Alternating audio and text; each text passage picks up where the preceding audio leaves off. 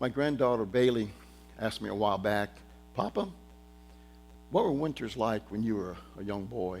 Were they the same as they are now? Do you have a special Christmas that comes to memory all the time? And I thought back, and two things came to mind. Bailey, I remember snow being on the ground all winter long when I was a young boy. My buddies and I would get together and we'd play out in the snow all day. We didn't care how cold it was.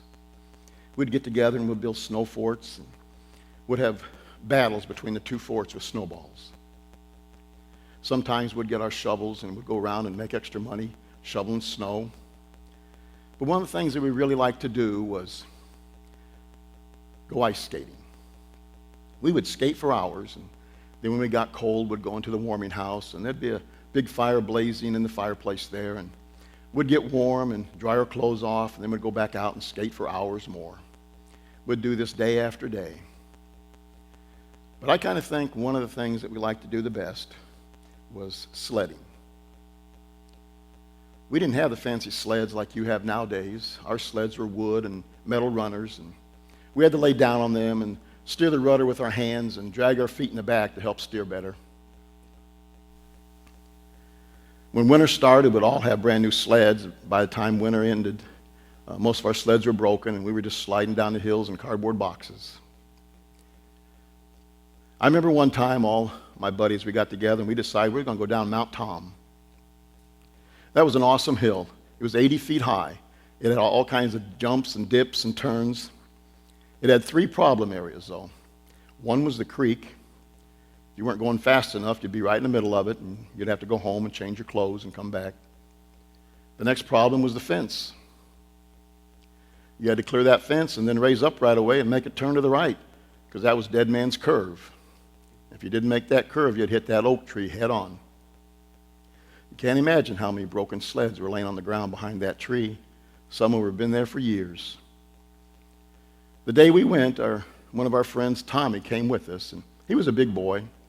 He came with his younger brother's sled, and he laid down on it, and there wasn't enough sled underneath of him, so he had to set up. He steered with his feet and held on to the back, and down the hill he went.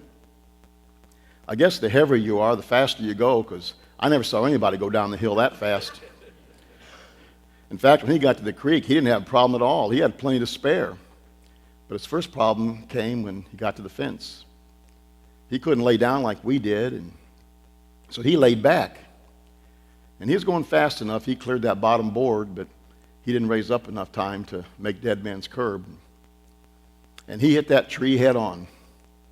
His sled just pulverized into a million splinters. We were standing at the top of the hill watching this, and that was the funniest thing we ever saw in our life. We never saw anybody hit the tree like that. You'd hit it and sometimes just bounce off, but man, he hit that thing good. Then after a while, we realized he was hurt, and we got down there as fast as we could, and he still had his arms wrapped around that tree and was moaning. We went up there, and he had broke his arm and his glasses and had a few scrapes on his cheek and chin, but other than that, he was all right. He became a legend. Today, if we still talk about it, we still laugh. Tommy and Dead Man's Curve. We loaded him on a sled, and it took three of us to take him home. But he's still a legend, and he even still talks about the hill. But when I think about Christmas, there's one special Christmas that comes to mind. That was the year that my buddy Keith and I, we both wanted the same thing. Keith was my buddy. He lived right next door to me, and we were buddies forever. And we wanted a Roy Rogers gun and holster set. See, every Saturday we'd get together, and we'd watch cartoons first, and then later on the Westerns would come on, and those were our heroes. We had Roy Rogers and the Lone Ranger, and we even had Davy Crockett. All of a sudden we realized that Roy was going to need a lot of help. He had an awful lot of bad guys he had to get rid of, and we decided we were going to be his sidekicks. But we had to have our gun and holster to help him. So we couldn't wait to tell Santa what we wanted and why we wanted it. Back then, we didn't let the stores tell us when to do our shopping for Christmas. We started our Christmas shopping right after the parade. Back then, we had parades in winter. You don't do that anymore, but Santa was the last thing to come in on the parade. And we knew that after that, Santa would be in every department store, and we couldn't wait to go tell him what we wanted for Christmas. So finally, on a Saturday, Keith and I, we went down to the department store, and we stood in line for hours waiting to tell Santa what we wanted. And finally, it was our time to go, and we were too big to sit on Santa's lap. So we both went down there together, and we told Santa what we wanted and why we wanted it. Told him that Roy really needed our help. Santa just chuckled and said, "I'll see what I can do." And we were all excited. All the way home, we're talking about our gun and holster we're going to get. Started getting closer and closer to Christmas, and we were working on our Christmas program at school. Back then, you could sing the same songs you sing in church and school. And the program that we had was always the Nativity. We knew what the true meaning of Christmas was, about the birth of Christ. But we still wanted to hang on to the Santa thing, too. I always wanted to be Joseph, but I was always too small, and I had to be a sheep. But I had two buddies in class. They were the big guys, and they always had to be donkeys and camels, and I kind of think the sheep is a little bit better than them. So we had our school play, and then about 2 weeks before Christmas, Dad would always go get our Christmas tree. He'd always pick out the best one they had, and he brought it home and cut off the bottom and put it in a stand and brought it in the house, and it was so pretty. It smelled good, too. We started decorating it. We made most of our decorations back then. We'd string popcorn and would take colored paper and cut it up, make rings into a chain and put that on the tree. And we'd put icicles and tinsels on. And our lights had bubbles in them. We couldn't let the tree light up for too long. Our lights burned a lot hotter back then, and we didn't want to have house fires. And so a few hours a night is all we got to light our tree. But when it was on, it was the prettiest thing we ever saw. Then it just kept getting closer and closer to Christmas, and we were all getting more and more excited. And finally, Christmas was here. It was Christmas Eve. Back then, everybody went to church. And I was sitting there in church with my mom and dad and my brother and sister. And my buddy Keith came in, and he sat next to him with his mom and dad. And right in front of us was our buddy Chris and his younger brother Rudy. Back then, Rudy had a problem with his ears, and later on he had an operation to correct it, but back then his ears stuck straight out. And every time he talked, they wiggled. And every time he sang, they wiggled even more.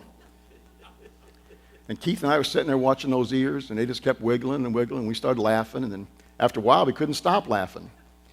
Mom and Dad didn't understand. They got mad at us for laughing in church, and we tried to tell them why, and they didn't think it was funny, but it was, watching those ears wiggle. So after the church service ended, everybody just kind of mingled around and wished Merry Christmas to everyone and had punch and cookies, and then we had to hurry up and get home because Santa was going to come. So we got home, and my brother and my sister and I went in the bedroom. We only had a 2-bedroom home back then, and we had to sleep in the same bedroom. So we were laying there in the dark in our beds, talking about what we wanted Santa to bring us, and we were getting more and more excited. Then all of a sudden the door opened up, and the light turned on, and there was Dad. "Now come on, kids. You've been in here 2 hours, and you're not asleep yet. If you want Santa to come, you've got to be asleep." Well, we knew how the whole thing really worked. We knew that Dad wanted to go to bed, and he couldn't put the toys out unless we were asleep. So he had to make sure that we were asleep.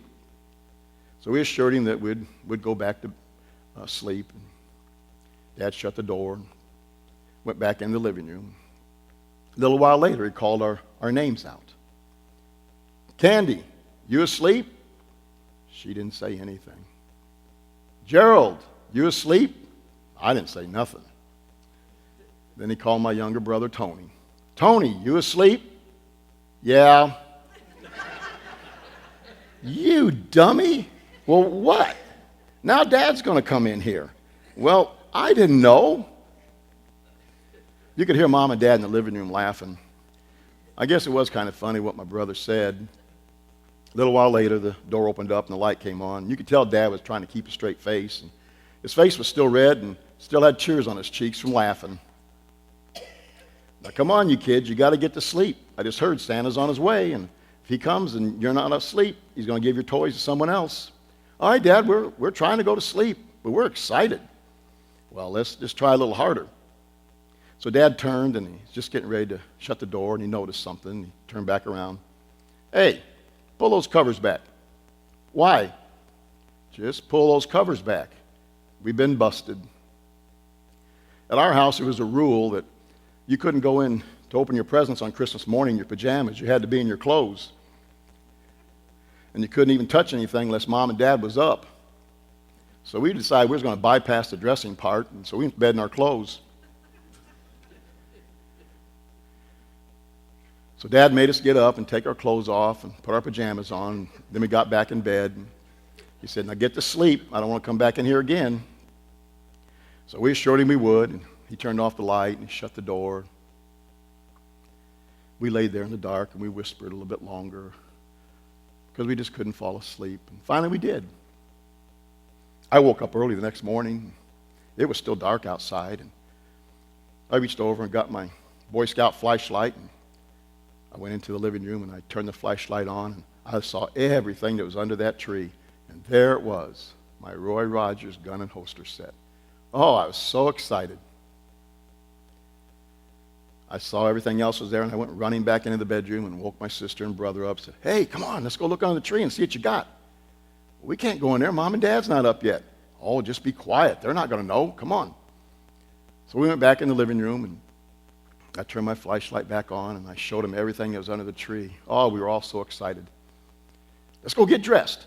So we ran back in the bedroom and put our clothes on, and we came back in and we sat on the couch. And what time do you think Mom and Dad's going to get up? Well, I don't know. It still looks kind of dark. What time is it? I'll go see. So I went in the kitchen and I turned my flashlight back on. I pointed to the wall where the clock was at and went back in the living room and sat on the couch. It's 3 o'clock. What time do you think Mom and Dad's going to get up? Well, I don't think they get up at 3 o'clock. Well, I'm sure they'll be in just a little while. It's Christmas. They're going to be up early.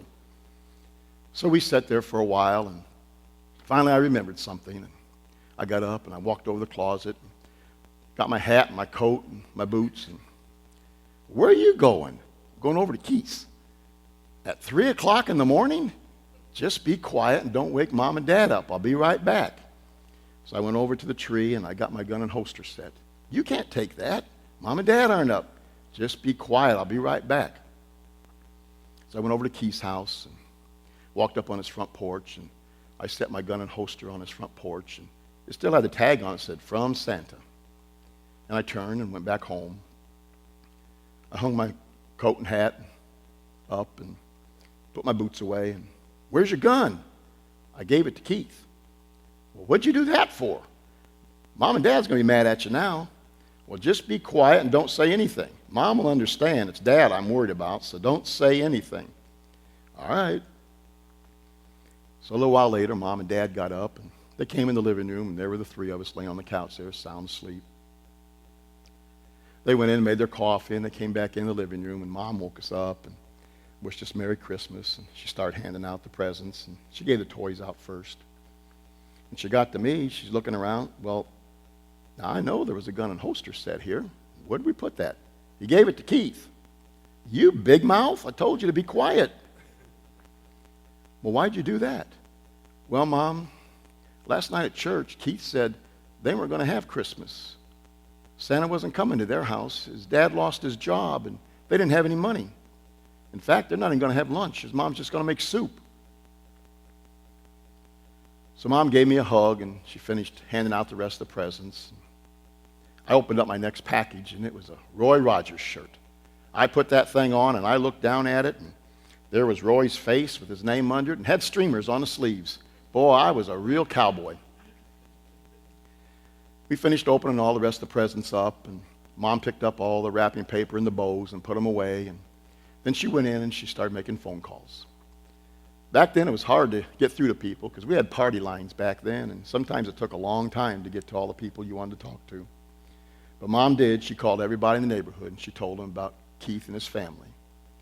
Spent just a matter of a few minutes. Everyone started going to Keith's house. They had presents and toys and food.